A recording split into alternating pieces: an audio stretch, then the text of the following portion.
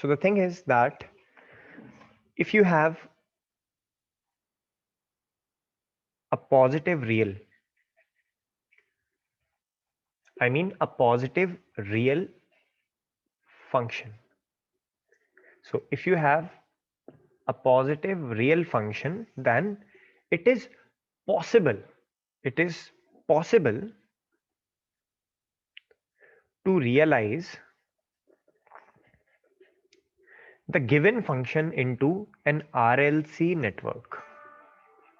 Okay, it is possible to realize the given function into an RLC network.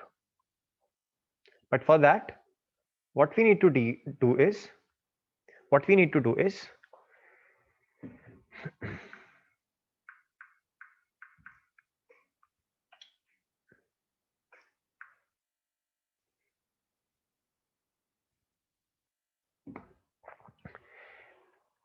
you need to check two things, that whether Fs is actually PR or not. So you have to test Fs for positive real properties. Okay, and if Fs is PR, then get at least one network for it. तो कोई भी function fs दिया होगा, सबसे पहला काम होगा we have to test whether the given fs is a positive real or not.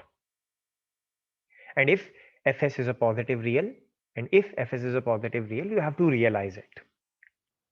Okay, तो अभी तक जो भी हमने किया था, that was all about analysis whether a function or given fs is network function or positive real or not.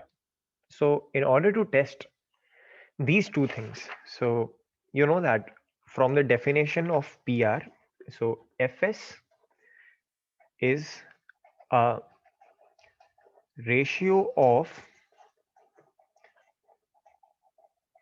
polynomial in S, and fs is a PR if point number 1.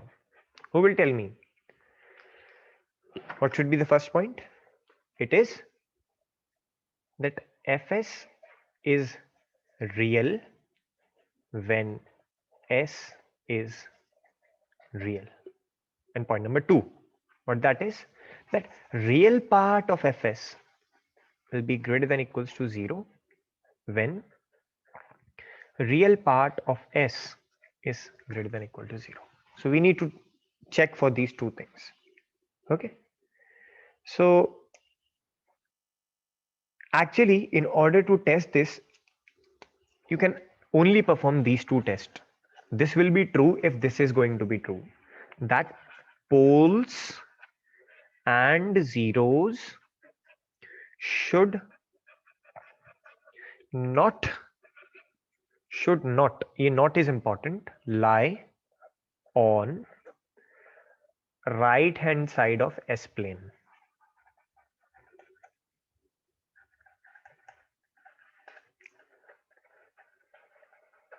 That poles and zeros should not lie on right hand side of S plane. A repetition of last 4 classes.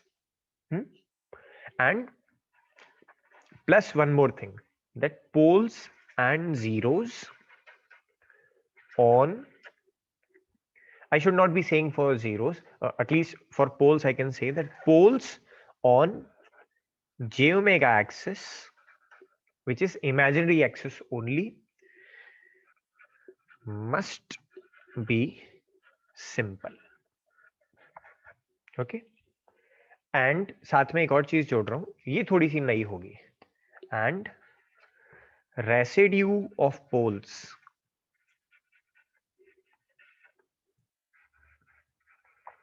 should be real and positive. Okay, so what do you mean by residue? For example, मान लीजिए आपके पास एक function है fs इस form का, some numerator upon denominator, But let me say that you have broken down this function, you have break this function in this form, some a upon s minus alpha, let me call it as s plus alpha, b upon s plus beta, and something like this. Okay, then a is called residue of pole s equals to minus alpha. So a is called residue of pole s equals to minus alpha. So a should be real and positive if fs is a pr. ठीक है, all as, ये केवल ए नहीं, A B C जो भी poles के residues होंगे वो सब पॉजिटिव होंगे. फॉर एग्जांपल इस तरीके से मान लीजिए आपको एक फंक्शन दिया है F S equals to 2 upon S plus 5. तो इसमें पोल क्या है, व्हाट इज द पोल है, pole is s equals to -5. तो s equals to -5 is a pole. और इस कब रेसिड्यू क्या है, रेसिड्यू मतलब numerator of this representation, 2 is residue and this 2 should be real and positive.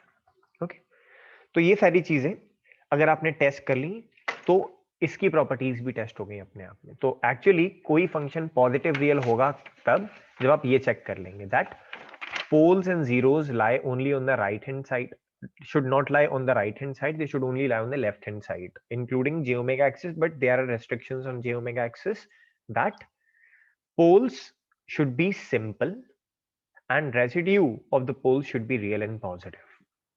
okay okay, so for that we have done what are residues. तो अब हमें ये पता चल गया कि residues भी क्या होते हैं.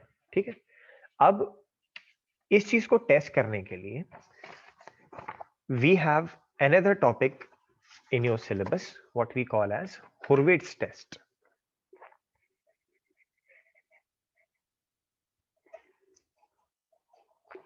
Okay, so you might feel there is a gap, but I would try my best that you should not feel that there is a gap.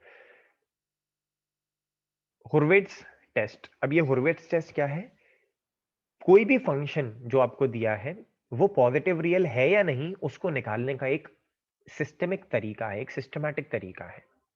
Okay, तो जो भी पोल हमें दिया गया है, फंक्शन हमें दिया है, वो पॉजिटिव रियल है या नहीं उसे पता करने का, उसे निकालने का एक सिस्टमैटिक तरीका है. तो सबसे पहली चीज कि you apply Hurwitz test on a polynomial in S. Apply Hurwitz test on a polynomial in S. So you apply Hurwitz test only on a polynomial in S. It means you apply Hurwitz test on something like this, PS, where P is a polynomial. Not on ratio of polynomial. You apply this on polynomial in S.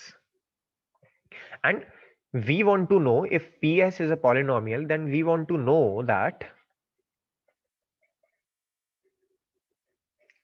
if PS has roots in right hand side of S plane or not. So if PS has roots in right hand side of S plane, then that polynomial is not a Hurwitz polynomial. ठीक है, is not a Hurwitz polynomial. And अगर ये जो polynomial है PS, अब polynomial को आप उसे factorize करके उसको तोड़ सकते हैं in terms of factors, और each factor को equal to 0 करेंगे तो you will get roots. तो PS, कोई भी polynomial in S, PS is called a strict Hurwitz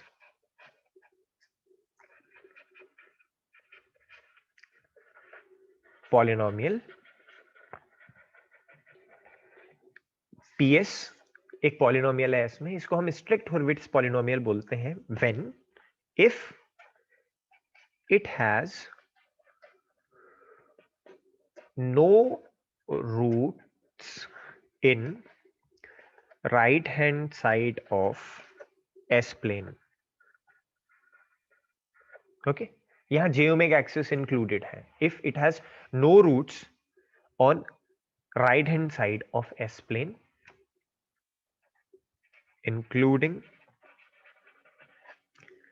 j omega axis. Okay,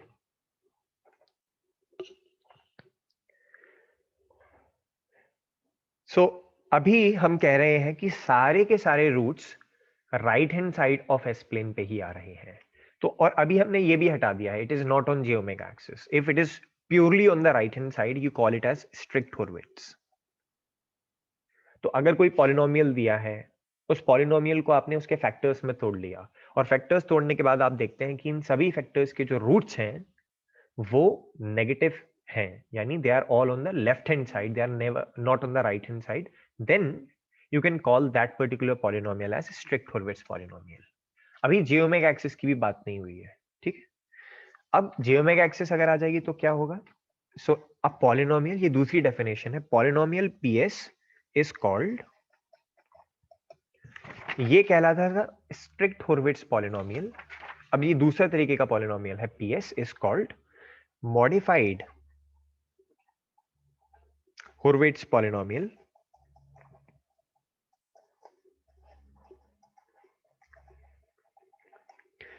ps, a polynomial in S, is called modified Hurwitz polynomial if it has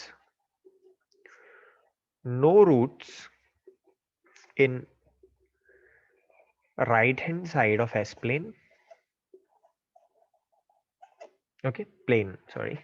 If it has no root in right hand side of S plane and साथ में इसको थोड़ा सा अलग colour से लिखते हैं, that roots on j omega axis.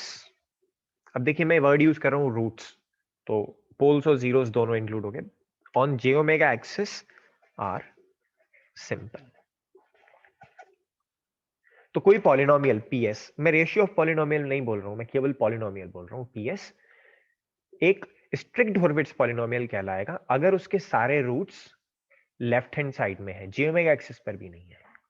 और मॉडिफाइड हॉर्विट्ज कहलाएगा अगर उसके सारे रूट्स या तो लेफ्ट हैंड साइड में है या j ओमेगा एक्सिस पर है तो सिंपल है, ठीक है। तो ये दो डेफिनेशंस हो गई, ये आपसे पूछी जा सकती हैं इन योर कमिंग सीएज। What is the difference between strict Hurwitz polynomial and modified Hurwitz polynomial? तो मॉडिफाइड हॉर्विट्ज में j ओमेगा एक्सिस को भी छोड़ दिया, केवल लेफ्ट पार्ट रखा।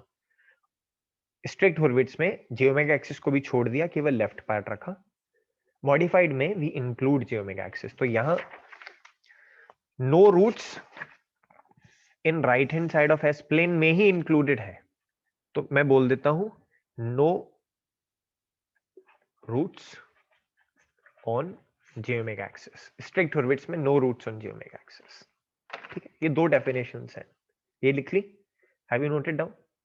बोल्ड कैपिटल में सजा कर लिख सकते हैं अपनी कॉपीज में आप, ये दो definitions. It's going to be important from CT and CA point of view. खैर, अब हम आते हैं कि इस टेस्ट को लगाया कैसे जाएगा, कैसे स्टेप्स बनेंगे, कैसे चेक करेंगे कि गिवन पॉलिनोमियल हॉर्विट्ज है या नहीं। Okay, we will do that now. Can I proceed? कोई डाउट, कोई चीज लिखने में रह गई हो या कोई चीज समझ नहीं आई हो तो पूछ सकते हैं आप इन बिटवीन। सर यही पढ़ाया Your voice is not clear. Can you please speak slowly so that the bandwidth is not shared? बताइए। सर यही फर्स्ट पेज जो पढ़ाया है आज। हाँ हाँ, अच्छा आप लेट ज्वाइन किए थे तो that you can see in the recordings, उसमें कुछ ऐसा खास नहीं है, ठीक है, केवल रिवीजन जैसा था। Yes sir.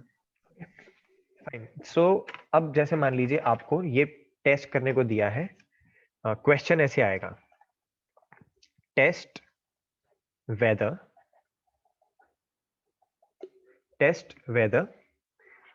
ps एक पॉलिनोमियल है, s की power 4 plus 7s cube plus 6s square plus 4s plus 1, ये एक पॉलिनोमियल इन s है, इज स्ट्रिक्ट हॉर्विट्ज और not.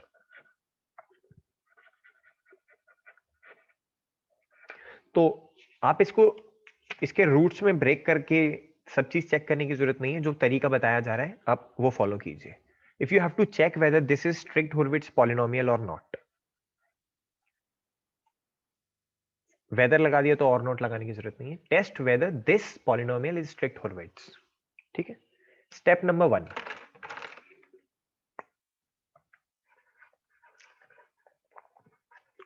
write PS is equals to MS plus NS. अब PS is equals to MS plus NS बोल रहा हूं, इसका मतलब यहां ऑड पावर्स को एक जगह लिख लीजिए और इवन पावर्स को एक जगह लिख लीजिए. तो मैं बोल रहा हूं एक्चुअली इस PS में जितनी भी इवन पावर्स हैं, तो MS is actually even is actually having all polynomials, even polynomials means polynomials with even degrees. और जो NS है it is having polynomial all odd degrees. ठीक है. तो अगर इस क्वेश्चन में देखा जाए PS इक्वल्स टू S की पावर 4 इवन है, 6S स्क्वायर इवन है और 1 इवन है. क्यों? 1 मींस S की पावर 0. तो मैं लिख सकता हूं कि जो MS है वो दरअसल इसके बराबर है S की power 4 plus 6S square plus 1. तो ये तो हुआ polynomial with all even degrees. फिर है एक NS. NS क्या है? Polynomial with all odd degrees. ये क्या हो जाएगा? 7S cube plus 4S. Okay, सारे टर्म्स हो गए. तो कोई टर्म बचेगा ही नहीं, या तो किसी टर्म के साथ में ऑड पावर होगी या इवन पावर होगी. तो आपने पहले से ब्रेक कर लिया. Step 1, break the given polynomial in MS plus NS form, where MS is all odd even degrees, NS is all polynomials of odd degrees. Okay, now come to step 2.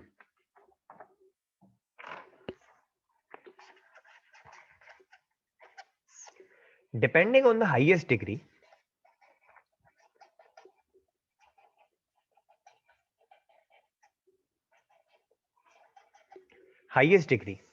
among MS and NS.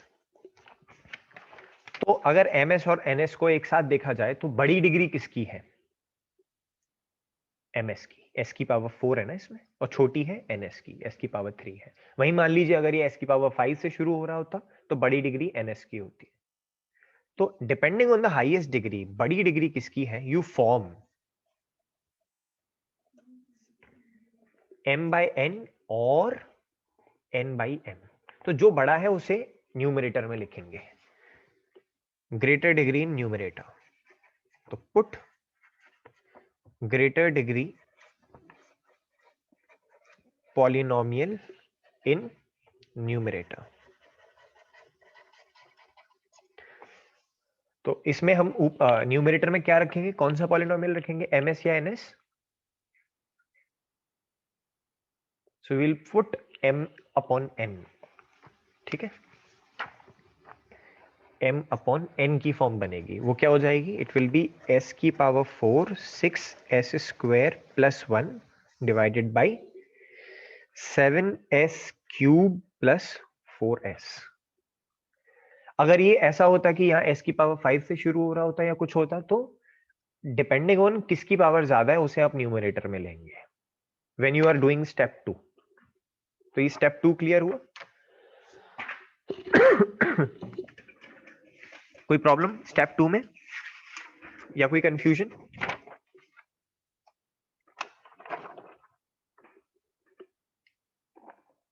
Okay, then now what you do, you start dividing it. कैसे?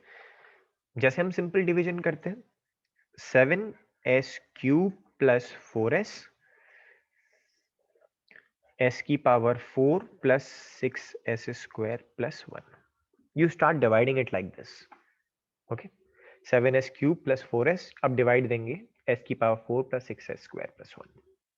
ठीक है, तो divide देते में you will have to check इसका coefficient match कराना है आपको.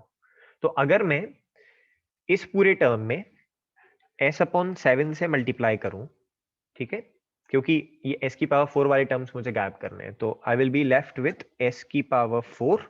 देखिए 7 s की power 3 into 7 upon s is s, 7 से 7 cancel, s square into s is 1. Okay, so we have this s की power 4 plus 4s square upon 7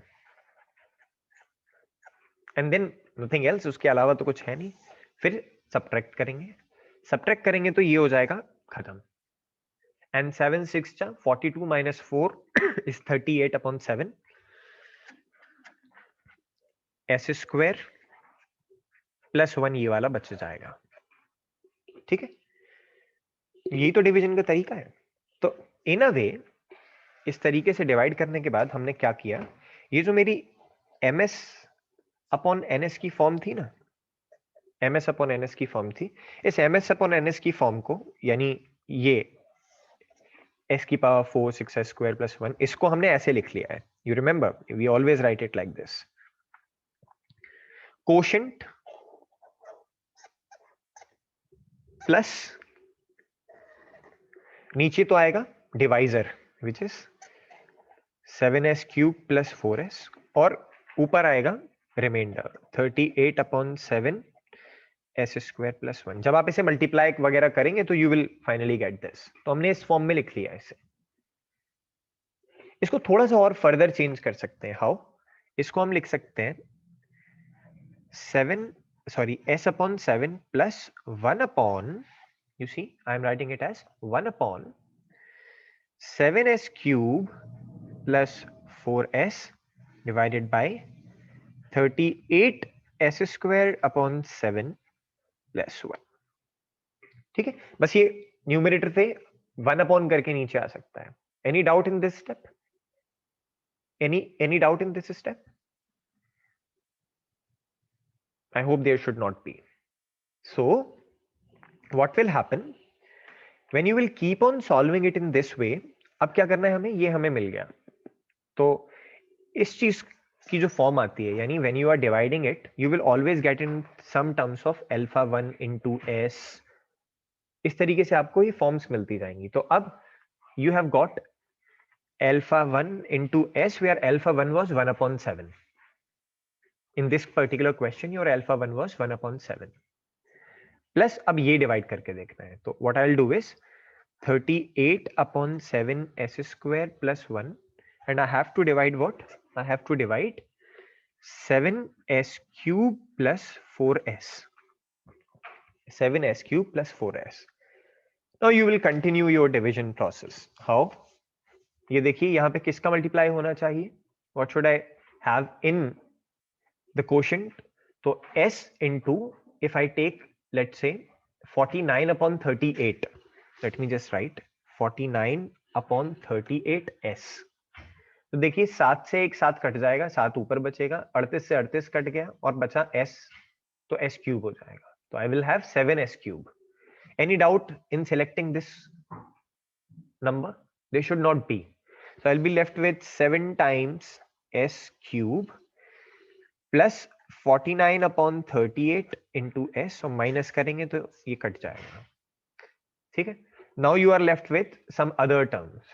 तो in a way we are actually considering continued fraction. और ये जो form थी ना ms upon ns की form हमारे पास, इसको हम इस फॉर्म में तोड़ रहे थे, alpha 1 into s plus 1 upon, अब इसको मैंने किया तो इस पूरे टर्म को भी आप दोबारा से इसी फॉर्म में लिख सकते हैं. तो it will come now like alpha 2 into s plus 1 upon alpha 3 into s plus 1 upon alpha 4 into s, and this will continue like this. We call this as continued fraction. Okay, now ये अनंत तक नहीं चलेगा. अगर आपका function बिल्कुल ठीक ठाक है और वो पॉजिटिव रियल है, गौर से सुनिएगा, अगर आपका फंक्शन ठीक ठाक है, और मैं अभी पॉजिटिव रियल नहीं बोलता हूं, और अगर वो स्ट्रिक्ट हॉर्विट्ज है, तो जो अल्फा कोएफिशिएंट्स आ रहे हैं ना, जैसे हमारा यहाँ पे अल्फा आया था 1/7, यहाँ आया 49/38, इसको फर्दर सॉल्व करके आप बाकी सारे अल्फाज भी निकाल सकते हैं। तो अगर आपके पास डिग्री ऑफ पॉलिनोमियल पीएस, कहां गया पेपर, अगर डिग्री ऑफ पॉलिनोमियल पीएस 4 थी तो आपके पास 4 डिफरेंट अल्फाज आएंगे, ठीक है। You will get alpha 1, alpha 2, alpha 3, alpha 4 at least. तो you will get alphas, alphas are coefficients and these coefficients must be real and positive. अगर कहीं भी इस तरीके से फ्रैक्शन में आपको कोई अल्फा नेगेटिव मिल जाए तो वहीं रुक जाइएगा, आपका फंक्शन स्ट्रिक्ट हॉर्विट्ज नहीं है, ठीक है। स्ट्रिक्ट हॉर्विट्ज क्या, आपका फंक्शन हॉर्विट्ज ही नहीं है। स्ट्रिक्ट हॉर्विट्ज तो लास्ट में चेक करते हैं, आपको एक नई चीज बताई जाएगी। So you start doing the division after framing the rational form, numerator upon denominator के बाद कंटिन्यूअसली आप डिवीजन कीजिए और अल्फास का ट्रैक रखिए। अगर कोई भी अल्फा नेगेटिव या इमेजिनरी आ जाए, ठीक है, कोई भी अल्फा नेगेटिव या इमेजिनरी आ जाए, यू स्टॉप राइट देयर। आपका फंक्शन पॉजिटिव रियल नहीं हो सकता है। क्यों? क्योंकि वो हॉर्विट्ज ही नहीं है। तो alphas are coefficients of continued fraction form. इस तरीके से कोएफिशिएंट ऑफ एस होंगे, जब हम इस फॉर्म में लिखेंगे ना कंटिन्यूड फ्रैक्शन की फॉर्म में, तो कोएफिशिएंट ऑफ एस होंगे। These alphas must be real and positive. These alphas have to be real and positive, and you know that there must be n alphas. n अलग तरीके के अल्फाज होंगे, n alphas where n is the degree of polynomial.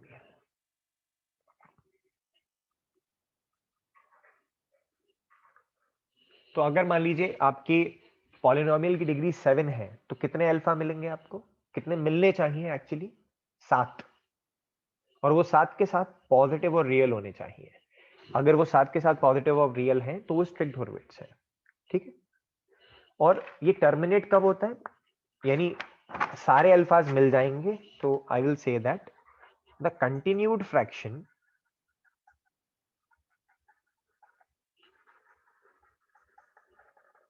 Terminates खत्म होता है when reminder is 0। जब reminder 0 बचेगा तो आपका कंटिन्यूड फ्रैक्शन जो है खत्म हो जाएगा, टर्मिनेट हो जाएगा। तो अब एक और छोटा सा एग्जांपल लेते हैं। आई डोंट नो कि आपको वो कितना छोटा लगता है, but this unit is like this only. तो एक एग्जांपल लेते हैं और उस एग्जांपल में we will try to. Excuse me sir. Yes sir अगर हमारे पास जो पॉलिनोमियल पीएस है उसमें केवल ऑड पावर्स है या केवल इवन पावर्स है, तो क्या हम उसे एमएस और एनएस की फॉर्म में फिर ब्रेक करेंगे? I will tell you, there is a process of it. अगर केवल ऑड या केवल इवन पावर्स हैं, इसका मतलब उन सबके पोल्स या जीरोस जो हैं वो जे ओमेगा एक्सिस पर हैं। ये हमने लास्ट टाइम देखा था, सही बात है। Yes sir. अब अगर जे ओमेगा एक्सिस पर ही है केवल, तो आपको दूसरी चीज चेक करनी है कि क्या वो सिंपल है या नहीं, और ये चीज चेक करने का एक अलग तरीका है। तो अभी हम ऐसे पॉलिनोमियल्स ही डील करेंगे जिनमें आप ब्रेक कर सकते हैं इन्हें ऑड और इवन पॉलिनोमियल्स में। Okay sir. Okay, so let me just start with an example.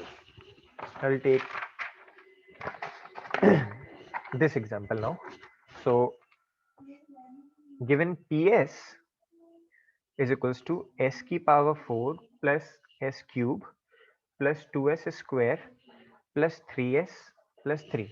Okay, let's see that. तो अब इसके क्योंकि कोएफिशिएंट्स आसान है तो डिवीजन हमारे लिए आसान हो जाएगा। We choose always easy questions if you have in class work. So so सबसे पहला स्टेप क्या है, व्हाट इज द स्टेप 1? तो मैं यहाँ बताना भूल गया आपको। Step 1 was to break it into MS and NS. Step 2 was where it is to depending on the highest degree form MS upon NS, and step 3 was to perform continued fraction. And step 4 is to check the properties of alphas. एक भी alpha negative नहीं आना चाहिए और imaginary नहीं आना चाहिए, ठीक है। तो ये 4 स्टेप में हम हॉर्विट्ज टेस्ट कंप्लीट करेंगे. What is step 1?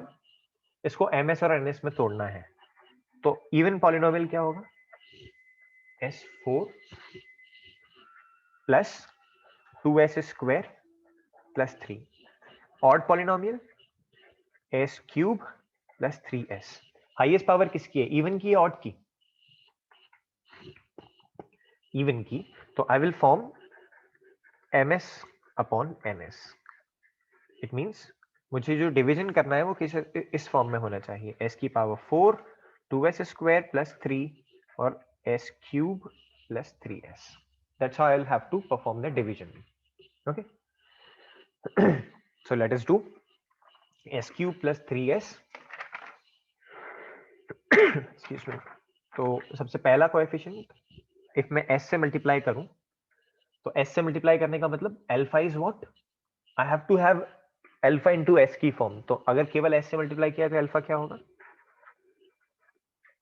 I have s की पावर 4 प्लस 3s स्क्वायर. तो यहां से हमें पता चला that actually it was of the form alpha 1 into s which is equal to s. It means alpha 1 equals to 1. तो एक अल्फा मिल गया, एक 1. ठीक है. सब्ट्रैक्ट करेंगे मल्टीप्लाई करने के बाद s4 से s4 will be cancelled. You will be left with minus of s square plus 3. Okay. You will be left with minus of s square plus 3. अब you can continually do this. How? यहीं पे आगे ये लिख दीजिए अब s cube plus 3s. अब इसको जीरो बनाने के लिए I will have to multiply it with minus S sign. You see sign same रखना होता है. तो minus S into S square is S cube plus minus 3s. I will again take a minus sign. ये cancel हो जाएगा minus के बाद, ये बचेगा 6s. But there is a problem. ये वाला जो अल्फा आया मेरे पास दूसरे फॉर्म में which is alpha 2 dot s equals to minus s implies that alpha 2 equals to minus 1. And you know that none of the alphas. अच्छा इसकी अगर पावर 4 है तो हमें कितने अल्फा मिलने चाहिए थे? 4. और उन 4 अल्फा में से कोई भी अल्फा इमेजिनरी या नेगेटिव नहीं हो सकता है. यहां तो हमने देखा कि ये नेगेटिव है, इसलिए ps is not Hurwitz. PS is not Hurwitz. So you can stop right there. You can stop right there. You don't have to move ahead. एक बार कोई भी अल्फा नेगेटिव मिला वहीं रुक जाओ. क्या दो Hurwitz है ही नहीं, आगे सॉल्व क्यों करें? हाँ करके देख सकते थे if there was any type of an issue like सारे अल्फा एग्जिस्ट करते हैं या नहीं. तो एक्चुअली आपको एग्जाम में आएगा तो यहीं रुक जाइएगा. कोई भी alpha negative you can stop right there. But let us see whether other alphas exist और नॉट. So it is. तो I will have to continuously do this. तो ये हो जाएगा. इसको मुझे 1 बनाना है तो I will just have to multiply it with minus s upon 6. You see जैसे ही मैंने माइनस s अपॉन 6 से मल्टीप्लाई करूंगा इसे, ये हो जाएगा minus of s square plus 6 से 6 कैंसिल माइनस ऑफ नथिंग तो 0 और कुछ है ही नहीं. तो ये माइनस s स्क्वायर और 3 यहाँ आ गया. देन आई हैव 6x और अब मल्टीप्लाई करना होगा मुझे 2s से. It will become 2 into 3 6s minus किया तो 0. ठीक है. तो जब तक 0 नहीं आ जाए तब तक कंटिन्यूसली आप फ्रैक्शन कर सकते हैं चेक करने के लिए सारे अल्फा एग्जिस्ट नहीं करते हैं या करते हैं. तो I have alpha 1 equals to 1, alpha 2 equals to minus 1, alpha 3 equals to minus 1/6. You see this minus 1/6 and alpha 4 equals to 2. यहां से देखिए 2 इंटू एस अल्फा 4 इज 2. तो ये जो पॉलिनोमियल आया था ना हमारे पास ये वाला कहाँ गया? ms अपॉन ns की फॉर्म का, यानी s की power 4 plus 2s square plus 3 divided by s cube plus 3s. इसको मैं ऐसे लिख सकता हूँ actually 1 into s plus 1 upon minus 1s plus 1 upon minus s upon 6 plus 1 upon 2s. अगर आप इसे मल्टीप्लाई करते जाएंगे और इसे सॉल्व करेंगे you will finally get this. ये अल्फा 1 है, अल्फा 2 है, अल्फा 3 है, अल्फा 4 है. all alphas exist, but two alphas are real and negative. Therefore, PS is not strict Hurwitz. Therefore, PS is not strict Hurwitz. Okay. अगर आपको कोई polynomial दिया जाए तो आप चेक कर लेंगे whether PS or given polynomial is Hurwitz or not. Just take track of alphas in continue fraction. Okay. Any doubt till here? We will reconnect after this because I will have to tell you some other thing also. Any doubt? इस तरीके के सवाल आएंगे तो कर लेंगे केवल अल्फाज निकालने के लिए. सर एक बार ह्यूरिट्स और स्ट्रिक्ट ह्यूरिट्स में अंतर क्या होता है? अच्छा सर ये बता दें। देखिए केवल अभी तक हमने डेफिनेशन की है. इन प्रोसेस आपको कुछ नहीं पता है अभी, केवल हमने डेफिनेशन ही की है. हुर्विट्ज और स्ट्रिक्ट हुर्विट्ज के अंतर की केवल डेफिनेशन ही की है. ठीक है. हाँ, तो कोई पॉलिनोमियल स्ट्रिक्ट हुर्विट्ज कहलाता है अगर उसके सारे रूट्स नेगेटिव हाफ में है. ठीक है. There is no root in RHS and no root on J omega axis. लेकिन अगर कुछ पॉलिनोमियल्स ऐसे हैं जिनके कुछ रूट्स जे ओमेगा एक्सिस पर हो सकते हैं और वो सिंपल है तो उसे मॉडिफाइड बोलते हैं. तो दोस पॉलिनोमियल्स जिनके रूट्स जे ओमेगा एक्सिस पर हैं और सिंपल है प्लस लेफ्ट साइड में तो हो ही सकते हैं उसे मॉडिफाइड बोलेंगे. और जिनके जे ओमेगा एक्सिस पर भी नहीं है केवल लेफ्ट साइड में ही उन्हें हम स्ट्रिक्ट बोलेंगे. अंदर समझ आया? Yes sir. ओके. तो अभी हमने इन प्रोसेस नहीं देखा है कि स्ट्रिक्ट हुर्विट्ज को जब सॉल्व करेंगे तो क्या प्रॉब्लम आएगी या मॉडिफाइड को सॉल्व करेंगे तो क्या प्रॉब्लम आएगी. अभी हमने केवल ये देखा था कि हुर्विट्ज पॉलिनोमियल टेस्ट करने के तरीके क्या क्या होते हैं. ठीक है. तो वी विल रिकनेक्ट. एक थोड़ा सा लेंथी क्वेश्चन और है. At least it would take 15-20 minutes, so we can not continue in this meeting. Let us reconnect first. Okay. Thank you so much.